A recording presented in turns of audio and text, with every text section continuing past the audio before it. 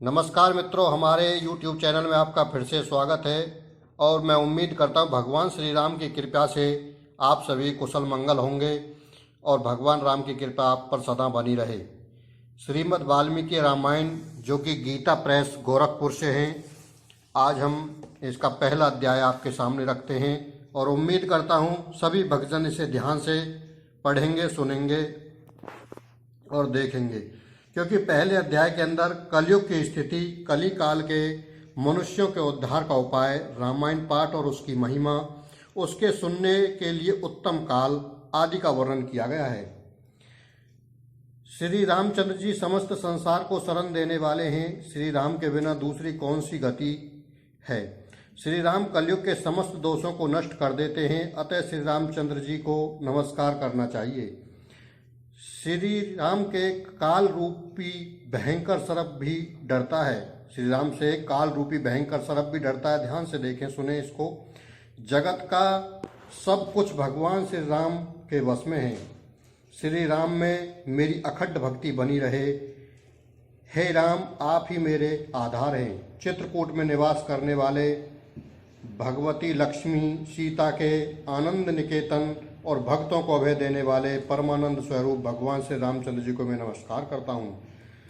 संपूर्ण जगत के अभिष्ट मनोरथों को सिद्ध करने वाले, अर्थात सृष्टि, पालन और संहार के द्वारा जगत की व्यवहारिक सत्ता को सिद्ध करने वाले ब्रह्मा, विष्णु और महेश आदि देवता, जिनके विभिन्न अंश मात्र हैं, उन परम विशुद्ध सच्चिदानंद में परमात्मा देव श्री रामचंद्र जी को नमस्कार करता हूँ और उन्हीं के चरणों में चिंतन में मन लगाता हूँ।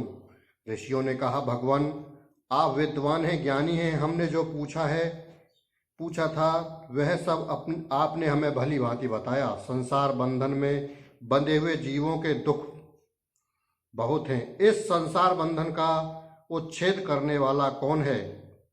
आपने कहा है कि कलयुग में वेदोक्त मार्ग नष्ट हो जाएंगे। धर्मपरायण पुरुषों को प्राप्त होने वाली यातनाओं का भी आपने वर्णन किया। घोर कलयुग आने पर जब वेदोक्त मार्ग लुप्त हो जाएंगे, उस समय पाखंड फैल जाएगा। यह बात प्रसिद्ध है, प्राय सभी लोगों ने ऐसी बात कही है। कलयुग के सभी लोग काम वेदना से पीड़ित, नाठे शरीर के और लोभी होंगे तथा धर्म और ईश्वर का आश्रय छोड़कर आपस में एक दूसरे पर ही निर्भर रहने वाले होंगे। प्राय सब लोग थोड़ी आयु के और अधिक संतान वाले होंगे। उस युग की स्त्रियां अपने ही शरीर के पोषण में तत्पर और वैश्याओं के समान आचरण में प्रवृत्त होंगी। वे अपने पति की आज्ञा का अनादर करके सदा दूसरों के घर जाया आया करेंगी। दुराचारी पुरुषों से मिलने की सदैव अभिलाषा करेंगी। उत्तम कुल की स्त्रियां भी पुरुषों के निकट ओछी बातें करने वाली होंगी, कठोर और असत्य बोलेंगी तथा शरीर को शुद्ध और सुसंस्कृत बनाए रखने के सद्गुणों से वंचित होंगी। कलयुग में अधिकांश स्त्रियां वाचाल, व्यर्थ बकवास करने वाली होंगी। भिक्षा से निर्भय जीवन निर्वाह करने वाले सन्यासी भी मित्र आदि के स्नेह संबंधी में बंधे रहने वाले होंगे। वे भोजन के लिए चिंतन होने के कारण लोभवश शिष्यों का संग्रह करेंगे। स्त्रियां दोनों हाथों से सिर खुजलाती हुई गृहपति की आज्ञा का जानबूझकर उल्लंघन करेंगी।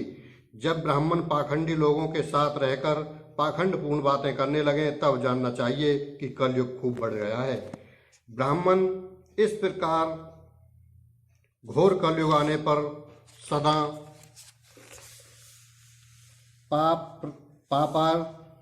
पापरायण रहने के कारण, जिनका अंतःकरण शुद्ध नहीं है, हो सकेगा उन लोगों की मुक्ति कैसे होगी। धर्मात्माओं में श्रेष्ठ सर्वज्ञ सूत जी, देवादिदेव देवेश्वर जगत गुरु भगवान श्री रामचंद्र जी जिस प्रकार संतुष्ट हो, वह उपाय हमें बताइए। मुनि श्रेष्ठ सूत जी, इन सारी बातों पर आप पूर्ण रूप से प्रकाश डालिए। आपके वचनामृत का पान करने से किसको संतोष नहीं होता। सूत जी ने कहा, मुनिवरों, आप सब लोग सुनिए। आपको जो सुनना अभिष्ट है वह मैं बताता हूँ। सूत जी ने कहा, मुनिवरों, आप सब लोग सुनिए, आपको जो सुनना है अभिष्ट है वह मैं बताता हूँ। महात्मा नारद जी ने संत कुमार को जिस रामायण नामक महाकाव्य गान सुनाया था वह समस्त पापों का नाश और दुष्ट ग्रहों की बाधा का निवारण करने वाला है। वह संपूर्ण वेदार्थों की सम्मति के अनुकूल है। उससे समस्त दुस्वप्नों का नाश हो जाता है। वह धन्यवाद के योग्य तथा भोग और मोक्ष फल प्रदान करने वाला है। उसमें भगवान श्री रामचंद्र जी की लीला कथा का वर्णन है। वह काव्य अपने पाठक और श्रोताओं के लिए समस्त कल्याणमयी सिद्धियों को देने वाला है। धर्म, अर्थ, काम और मोक्ष इन चारों पुरुषार्थों का साधक है, महान फल देने वाला है। यह अपूर्व काव्य पुण्यमय फल प्रदान करने की शक्ति रखता है। आप लोग एकाग्रचित होकर इसे श्रवण करें। महान पातकों अथवा संपूर्ण उपातकों से युक्त मनुष्य भी ऋषि प्रणीत दिव्य काव्य श्रवण करने से शुद्धि अथवा सिद्धि को प्राप्त कर लेता है। संपूर्ण जगत के हित साधन में लगे रहने वाले जो मनुष्य सदा रामायण के अनुसार बर्ताव करते हैं वे ही संपूर्ण शास्त्रों के मर्म को समझने वाले और कृत्यार्थ हैं। विप्रवरों, रामायण धर्म, अर्थ, काम और मोक्ष साधन तथा परम अमृत रूप है। अतः सदा भक्ति भाव से इसका श्रवण करना चाहिए। जिस मनुष्य के पूर्व जन्मों को पाप प्रजित सारे पाप नष्ट हो जाते हैं उसी का रामायण के प्रति अधिक प्रेम होता है। यह निश्चय बात है। जो पाप के बंधनों में जकड़ा हुआ है वह रामायण की कथा आरंभ होने पर ही उसकी अवहेलना करके दूसरी निम्न कोटि की बातों में फंस जाता है। उन असद गाथाओं में अपनी बुद्धि के आसक्त होने के कारण वह तदनुरूप ही बर्ताव करने लगता है। इसलिए द्विजेंद्रगण, आप लोग रामायण नामक परम पुण्यदायक उत्तम काव्य को श्रवण करें, जिसके सुनने से जन्म, जरा और मृत्यु के भय का नाश हो जाता है तथा श्रवण करने वाला मनुष्य पाप दोष से रहित हो उच्चत स्वरूप को प्राप्त हो जाता है। रामायण काव्य अत्यंत उत्तम, वर्णनीय और मनोवांछित वर देने वाला है। वह उसका पाठ और श्रवण करने वाले समस्त जगत को शीघ्र ही संसार सागर से पार कर देता है। उस आदि काव्य को सुनकर मनुष्य श्री रामचंद्र जी के परम पद को प्राप्त कर लेता है, जो ब्रह्मा, रुद्र और विष्णु नामक भिन्न भिन्न रूप धारण करके विश्व की सृष्टि, संहार और पालन करते हैं। उन आदि देव परमोत्कृष्ट परमात्मा श्री रामचंद्र जी को अपने हृदय मंदिर में स्थापित करके मनुष्य मोक्ष भागी होता है।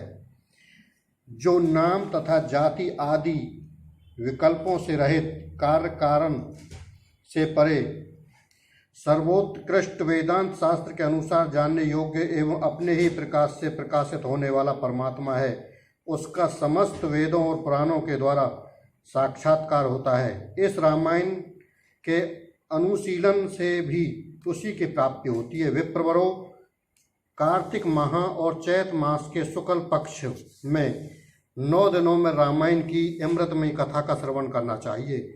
जो इस प्रकार से रामचंद्र जी के मंगलमय चरित्र का श्रवण करता है वह इस लोक और परलोक में भी अपनी समस्त उत्तम कामनाओं को प्राप्त कर लेता है। वह सब पापों से मुक्त हो 21 पीढ़ियों के साथ श्री रामचंद्र जी के परम धाम में चला जाता है, जहाँ जाकर मनुष्य को कभी शोक नहीं करना पड़ता। चैत माह और कार्तिक के शुक्ल पक्ष में परम पुण्यमय रामायण कथा का नवान पारायण करना चाहिए तथा 9 दिनों तक इसे प्रियतन पूर्वक सुनना चाहिए। रामायण आदि काव्य है, यह स्वर्ग और मोक्ष देने वाला है। अतः संपूर्ण धर्मों से रहित घोर कलयुग आने पर 9 दिनों में रामायण की अमृतमयी कथा को श्रवण करना चाहिए। ब्राह्मणों, जो लोग भयंकर कलिकाल में श्री राम नाम का आश्रय लेते हैं वे कृतार्थ होते हैं। कलयुग उन्हें बाधा नहीं पहुंचाता है। जिस घर में प्रतिदिन रामचंद्र जी भगवान की कथा होती है वह तीर्थ रूप हो जाता है। वहां जाने से दुष्टों के पापों का विनाश हो जाता है। तपोधनों, इस शरीर में तभी तक पाप रहते हैं जब तक मनुष्य श्री रामायण कथा का भली भांति श्रवण नहीं करता है। संसार में श्री रामायण की कथा परम दुर्लभ है। जब करोड़ों जन्मों के पुण्यों का उदय होता है तभी उसकी प्राप्ति होती है। श्रेष्ठ ब्राह्मणों, कार्तिक माह और चैत की शुक्ल पक्ष में रामायण के श्रवण मात्र से राक्षस भावनापन सौदास विशाप से मुक्त हो गए थे। सौदासन ने महर्षि गौतम के शाप से राक्षस शरीर प्राप्त किया था। वह रामायण के प्रभाव से ही पुनः उस शाप से छुटकारा पा सके थे।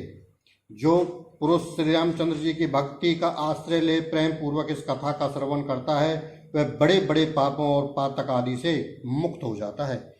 इस प्रकार से श्री स्कंद पुराणे उत्तरकांड खंड में नारद संत कुमार संवाद के अंतर्गत रामायण महात्म्य विषय का कल्प का अनुकीर्तन नामक प्रथम अध्याय पूरा हुआ। बोले भगवान श्री रामचंद्र जी की जय। जय जय श्री राम।